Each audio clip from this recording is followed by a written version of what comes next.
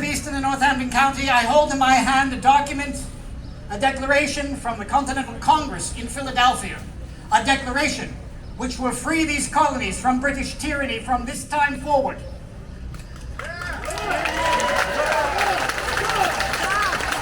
A declaration written by Thomas Jefferson of Virginia, John Adams of Massachusetts, and Pennsylvania's own, the Honorable and Esteemed Dr. Benjamin Franklin.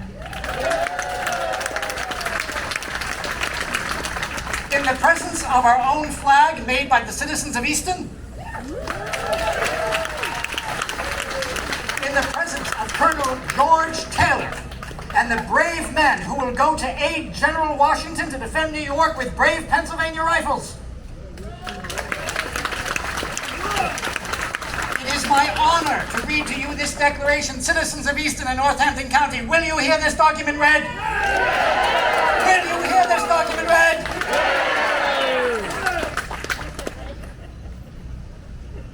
In Congress, July 4th, 1776. A declaration by the representatives of the United States of America in General Congress assembled. When in the course of human events, it becomes necessary for one people to dissolve the political bands which have connected them with another, and to assume among the powers of the earth the separate and equal station to which the laws of nature and nature's God entitle them, a decent respect to the opinions of mankind requires that they should declare the causes that impel them to the separation. We hold these truths to be self-evident, that all men are created equal, that they are endowed by their Creator with certain unalienable rights, and that among these are life, liberty, and the pursuit of happiness. That it is to secure these rights that governments are instituted among men, deriving their just powers from the consent of the governed. That whenever any form of government becomes destructive to these ends, it is the right of the people to alter or to abolish it, and to institute new government, laying its foundation on such principles and organizing its powers in such forms as to them shall seem most likely to affect their safety and happiness. Yes, yes, yes. Prudence indeed will dictate that governments long established should not be changed for light and transient causes. And accordingly, all experience hath shown that mankind are more disposed to suffer, while evils are sufferable, than to right themselves by abolishing the forms to which they are accustomed. But when a long train of abuses and usurpations, pursuing invariably the same object, evinces a design to reduce them under absolute despotism, it is their right, it is their duty to throw off such government and to provide new guards for their future security. Such has been the patient sufferance of these colonies, and such is now the necessity which constrains them to alter their former systems of government. The history of the present King of Great Britain is a history of repeated injuries and usurpations, all having in direct object the establishment of an absolute tyranny over these states. To prove this, let facts be submitted to a candid world. Facts be submitted to a candid world.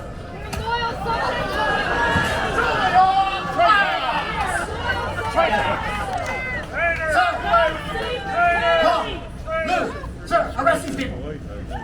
Privates, after them. Clear the stage, clear the stage.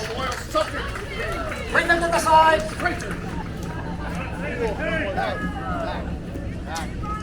Bring them to the side that they may have the honor to hear the declaration read, and then they may take it off to the jail.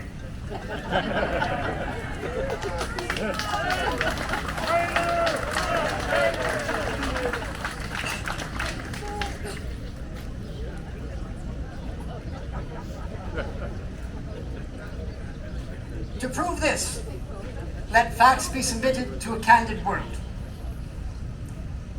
He has refused his assent to laws, the most wholesome and necessary for the public good.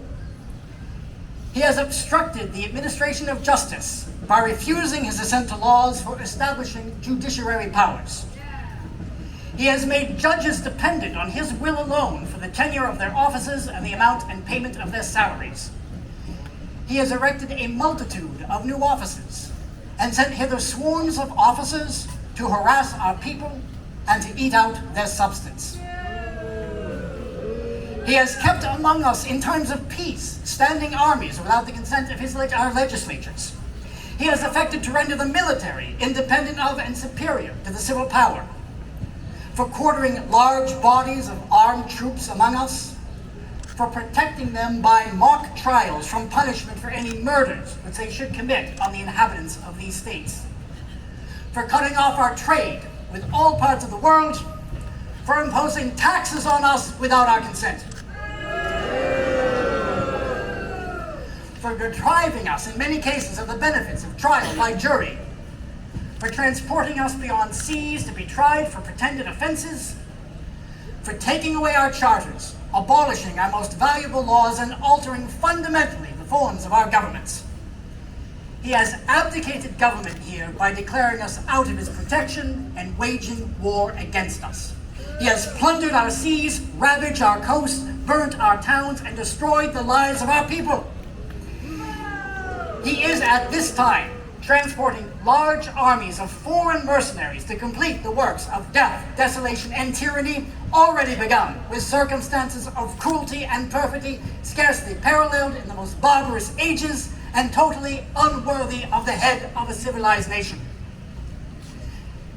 He has excited domestic insurrections amongst us and has endeavored to bring on the inhabitants of our frontiers the merciless Indian savages, whose known rule of warfare is an undistinguished destruction of all ages, sexes, and conditions.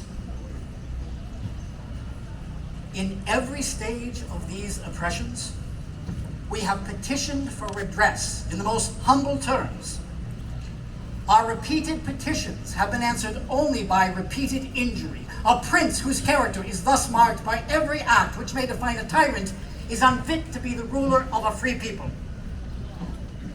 Nor have we been wanting in attentions to our British brethren. We have warned them from time to time of attempts by their legislature to extend an unwarrantable jurisdiction over us. We have reminded them of the circumstances of our emigration and settlement here.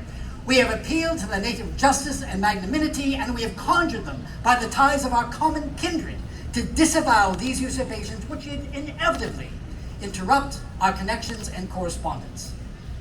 They too have been deaf to the voice of justice and consanguinity. We must, therefore, acquiesce in the necessity which denounces our separation and hold them, as we hold the rest of mankind, enemies in war, in peace, friends. We, therefore, the representatives of the United States of America, in General Congress assembled, appealing to the Supreme Judge of the world for the rectitude of our intentions, do, in the name and by the authority of the good people of these colonies, solemnly publish and declare that these united colonies are, and of right ought to be, free and independent states, that they are absolved from all allegiance to the British Crown, and that all political connection between them and the state of Great Britain is and ought to be totally dissolved.